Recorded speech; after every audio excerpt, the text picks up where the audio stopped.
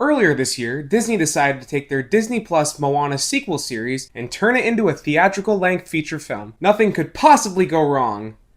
Right? Hi everybody, Anthony here from Awesome Anthony Productions, and today I'm going to give you my review of Moana 2. But before we get started, you know exactly what to do. At the end of the video, if you think I've earned it, please leave a like, subscribe, and ring that bell so you never miss any of my new reviews. Now let's get into it. Moana 2 picks up about 3 years after the original, with Ali Carvalho's Moana of Motunui setting out on the seas yet again with Dwayne Johnson's demigod Maui, only this time she'll bring a new wayfinding crew with her, including the obligatory animal sidekicks, Pua and Heihei, and a gaggle of newcomers, including Maui stan Moni. Can I get a Chi-Hoo?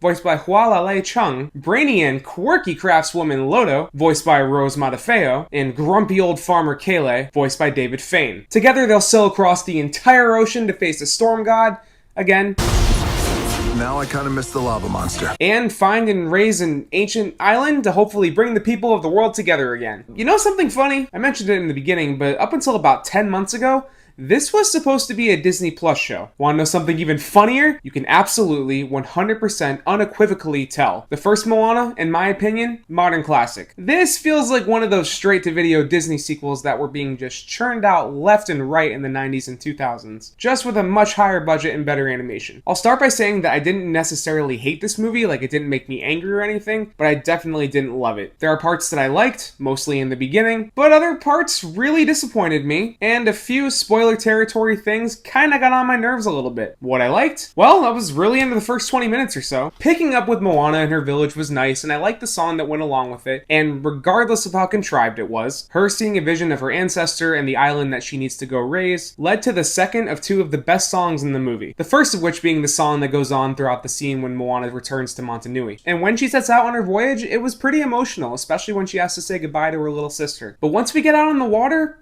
the film more or less becomes a retread of the first one, complete with songs that have none of the catchiness and fun of the original. Dwayne Johnson's song here, my god, I thought my ears were gonna bleed. Who are you? Who are you? Who are you gonna be? You're gonna Make it stop! Lin-Manuel Miranda was sorely missed here.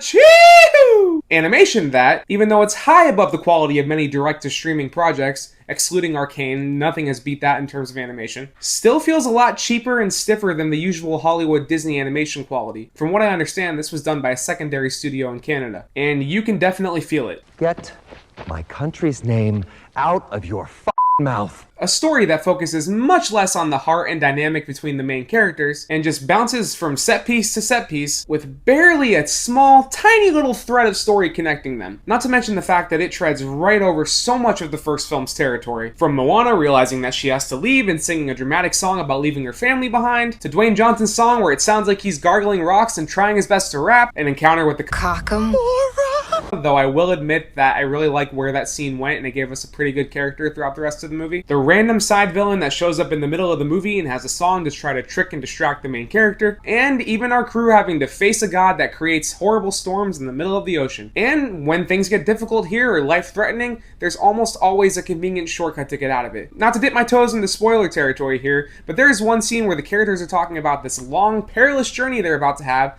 and they go through a magical portal and get there in seconds. That's the kind of contrived bullshit I'm talking about here. There's really no stakes whatsoever, and even when things are done that look scary or terrifying, or you think for a second, oh, they might be permanent, they're undone within the next minute. There's also some humor that feels a lot more forced and cringeworthy than the first. Way too many characters too, if I haven't mentioned that already. There's too many people on this earth. We need a new plague. No one really gets their due of character development and screen time. Moni, he's strong, a little emotional, and he's obsessed with Maui. That's it. Kele, he's a grumpy old guy. That's it. Lodo, she's the quirky, smart girl that is always trying to upgrade the boat. That's it. And Heihei, I am so over this damn chicken. He is way more of a liability than he is funny at this point. Leave him alone. Don't bring Heihei into this. Back to something that I love though, the voice cast here absolutely killed it. For the most part, if you don't count, and my wife's gonna kill me for saying this, how much Dwayne Johnson phoned it in here. But Ali Carvalho has really made this role her own, to the point where it's gonna be pretty weird to see somebody else playing that role in live action. The newcomers all held their own pretty well here too, including Hualalei Chung and David Fane as Moni and Kele. I really enjoyed the energy that those two characters brought to the movie. I also enjoyed the action scenes. They were done and animated well, and there are a few emotional beats here that hit pretty pretty hard, even if a few more of them hit hard and then are immediately undone within like 30 seconds. But overall, this is a much lesser retread of the original, with straight up forgettable songs. Seriously, why did they not try to get Lin-Manuel Miranda back? A forced story with tons of conveniences and contrivances, too many new characters, and much cheaper animation. Even if the voice cast kills it, the action scenes are fun, and it has a few emotional beats that hit pretty hard. I know it's making all the money out there, so if you have kids, I would definitely go bring them to see it. Every kid in the theater when I saw it absolutely loved it, but if you're just a Disney fan and you like the first one, maybe just wait until it hits Disney Plus to check it out. Maybe you won't be too disappointed if you go into it with managed expectations. But for me, it just didn't really hit the mark. And that's my review of Moana 2. Thank you so much for watching. If you like this review, you know exactly what to do. I said that at the beginning. Please leave a like, subscribe, and ring that bell so you never miss any of my new reviews. While you're at it, you can scroll down the description below, find the links to my socials, leave a comment, let me know if you saw this movie and what you thought, and if you want more of my content, you can click or tap on these cards right here. I'll take you to my review of Wicked Part 1, or just over to my channel where you can check out the rest of my reviews and my shorts. And my old shit. Wait a minute, I don't say that anymore. Thanks for watching, everybody, and I will see you next time for my review of Kraven the Hunter. Can't wait.